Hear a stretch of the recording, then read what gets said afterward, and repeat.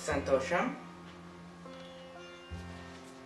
Today we are going to do surya namaskar, also called sun salutation. Surya namaskar is one of my favorite daily asana practices and is a great warm-up for other asanas. Surya means sun and namaskar means salutation. Surya namaskar is an important component in the asana practice. Surya namaskar has 12 steps and each step has many different benefits. In all, Surya Namaskar keeps your body flexible and your mind healthy. It also stimulates the sun energy within you. There are 12 steps in one round and 2 rounds equal one cycle. Today, in the first round, I'm going to be showing you how to do the correct postures with breathing, and in the second round, I'm going to fix some common mistakes. Before you start Surya Namaskar, please come to the front edge of the mat. This will give you enough room to practice all the asanas. Before you start, please watch me once. Here are the steps for one cycle. In the first round, you're going to move your right leg. So first, go to namaskar pose, which is salutation pose. Make sure your feet touch each other and exhale, raise your hands to prayer pose with the palms joined together. Your elbow should be in a straight line. 2 is Hasta Uttanasana, which is raised arms pose. Inhale, raise both hands above the head and keep your upper arms closer to your ears. Make sure the palms are facing each other and bend your body back. Push your hip forward like this. 3. Padahastasana, which is hands to feet pose. Exhale, bend forward and touch the mat. Keep both palms in line with your feet with your forehead touching the knees if possible. 4 is Asvashanchalasana, which is equestrian pose. Inhale, take your right leg away from your body with your both palms on the ground. Flatten your right front of the toes and press the hip down and lift your head up. 5 is Dandasana, which is plank pose. Retain your breath and move the left leg next to the right leg in parallel. Keep your spine, legs in a straight line and support your weight on the hands and feet. 6 is Ashtanga Namaskar, the salutation with 8 limbs. Exhale, lower your knees, chest, and then your chin. Keep your hips up and your toes curled under you. 7 is Bhujangasana, which is cobra pose. Inhale, stretch forward and bend back. Keep your arms straight. 8 is Adho Mukha Svanasana, which is downward facing dog. Exhale and curl your toes under, press down into your heels and lift your hips. Your palms and heels should be touching the ground. 9 is Asvashanchalasana, which is equestrian pose. Inhale, take your right foot in between your palms with the palms touching the ground. Flatten the left front of the toes and press the hips down and keep your head back. 10 is Padahastasana, which is hands to feet pose. Exhale and bring the left foot forward. Make sure your palms are on the floor and you may bend the knees if necessary. Straighten the knees and if you can, try to touch your knees with your forehead. 11 is Hasta Uttanasana, which is raised arms pose. Inhale, raise your both hands above your head with the upper arms closer to your ears. Make sure your palms are facing each other and bend your body back. 12 is Namaskar pose. Exhale, bring your palms together in prayer position and relax. Now, we are going to do the second round. In this round, you're going to be stretching your left leg. I'm also going to tell you how to correct some common mistakes. 1. Make sure your feet are together with your hands in prayer pose and your palms joined together. Remember that your elbow should be in a straight line. 2. Inhale and raise both arms above your head. Keep your upper arms closer to the ears with the palms facing each other and bend your body back. Remember not to bring your head alone. Bring your hip forward. It will allow you to bend the body more.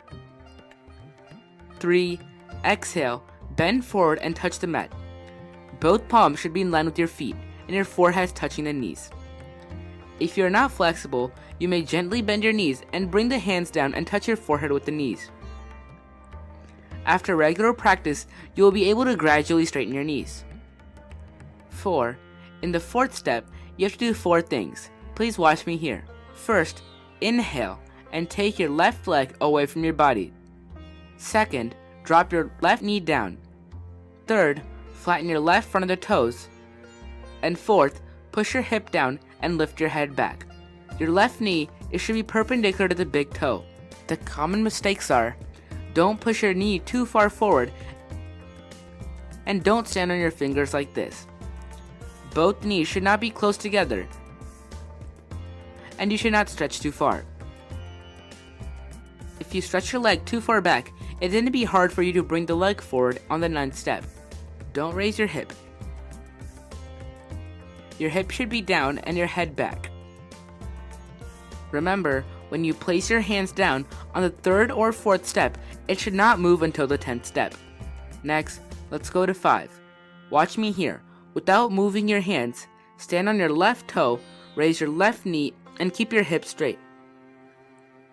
Don't raise your hip too high or too low like this. Keep it straight and move the right leg next to the left leg in parallel. Keep your spine and legs in a straight line and support your weight on the hands and feet. Remember to keep your hands perpendicular to the floor. Next is 6. Remember that your hands and legs should not move. Exhale. Simply lower your knees, chest, and then your chin. Keep your hip up and your toes curled under. If you're not able to keep the hips up initially, you can keep the hip on the floor. With regular practice, you'll be able to do it. Those who are not able to do Ashtanga Namaskar, you can do the alternate pose, Shashangasana, like this. Next, from Ashtanga Namaskar, go to Bhujangasana. 7. Again, your hands and legs should be in the same place.